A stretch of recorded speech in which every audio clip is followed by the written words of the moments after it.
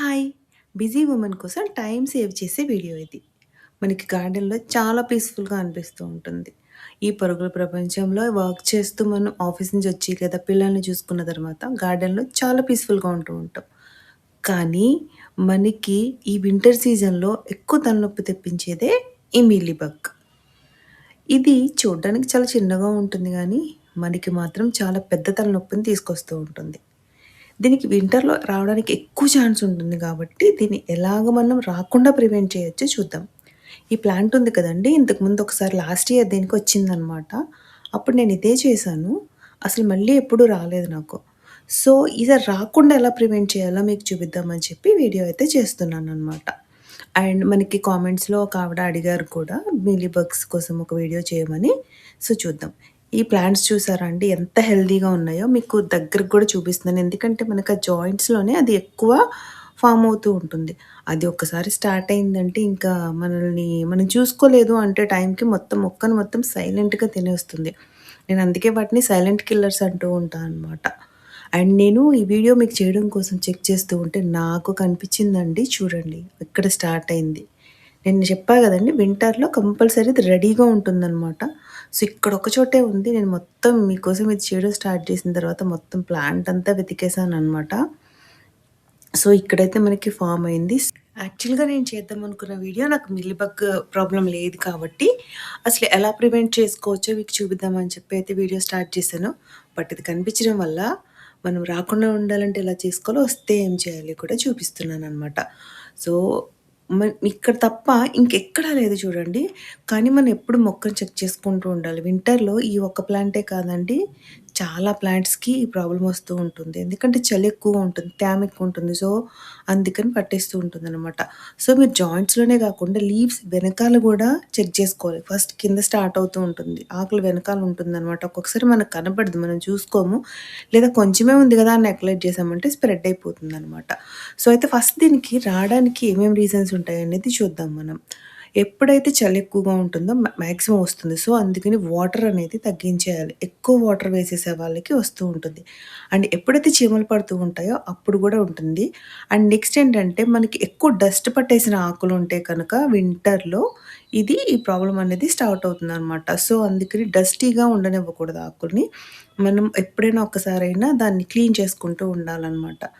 So, ఒక్కొక్కసారి ఏంటంటే ఇంక ఏం చేసినా గూడా వస్తుంది అంటే కనుక మీరు చూస్తే అంటే మీరెన్ని జాగ్రత్తలు తీసుకుంటున్నా, లేకపోతే ఒకవేళ మీకు టైం లేక ఎప్పుడైనా ఒక్కసారి మిస్ చేసినా అంటే ఒక షెడ్యూల్‌లో మీరెక్కడైనా మిస్ చేసినా, ఒక్కొక్కసారి కనుక ఇలా అటాక్ అయితే మాత్రము స్టార్టింగ్‌లోనే మీరు చూడగానే కొన్ని జాగ్రత్తలైతే తీసుకోండి.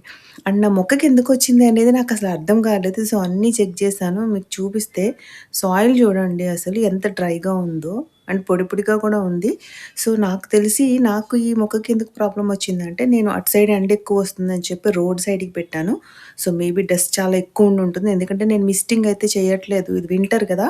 సో, మిస్టింగ్ చేయను. అంటే స్ప్రే చేయననమాట వాటరు. సో, ఇప్పుడేం చేద్దామంటే నేనైతే మాక్సిమం చేత్తోనే తీసేయడానికి ట్రై చేశాను. అంటే నేను చేయి పెట్టను. బట్ మీరు కూడా తక్కువుంటే మాత్రం ఫస్ట్ వాటిని మాన్యువల్‌గా రిమూవ్ చేయడానికి ట్రై చేయండి. ఎంతని రిమూవ్ చేస్తాము అని అనొద్దు ప్లీజ్. తక్కువుంటే మాత్రం మాక్సిమం చేత్తోనే వాటిని రిమూవ్ చేసేసేయండి. లేదా కొన్ని చోట్ల ఉంటే వాటిని కనీసం కట్ చేసేసేయండి. ఎందుకంటే మిగతా వాటికి స్ప్రెడ్ అవ్వకుండా ఉంటుంది. కట్ చేసేటప్పుడు కూడా అవి మన పాట్‌లో పడకుండా చూడండి. విడిగా ఆ పీసెస్ అన్నీ కూడా కట్ చేసినవన్నీ కూడా దూరంగా పడేసేయండి. అండ్ నెక్స్ట్ ఆ ఏరియా ఏదైతే ఉందో దాన్ని శుభ్రంగా తుడిచేసేయండి. ఇది అన్ని ప్లాంట్స్ కోసము యూజ్ అవుతుందండి.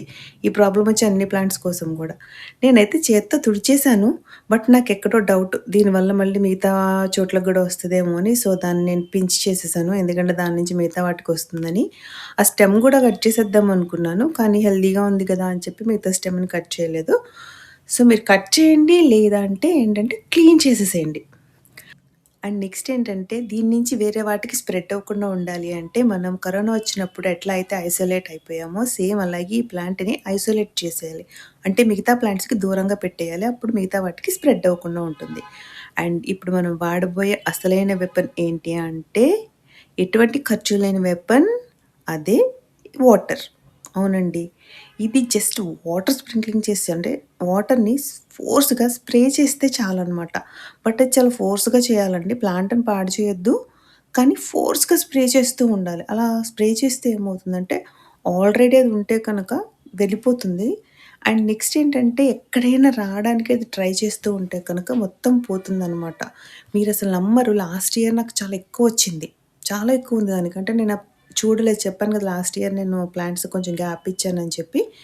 సో, ఏంటంటే ఫుల్‌గా పట్టేసింది. ఈ మొక్కకే అండి.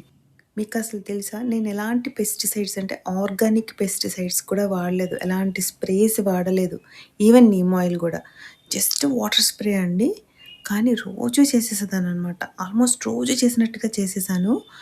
అసలు నేనే నమ్మలేదు. తర్వాత ఇది ఇంత హెల్తీగా అయింది.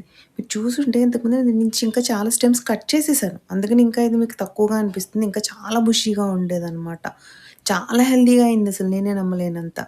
సో, అట్లా చేయండి. ఇన్ కేస్ మీకు వాటర్ కూడా పోవట్లేదు అనిపిస్తే కనక వాటర్‌లో వేపాకులను మరిగించి ఆ నీళ్ళని బాగా స్ప్రే చేయండి.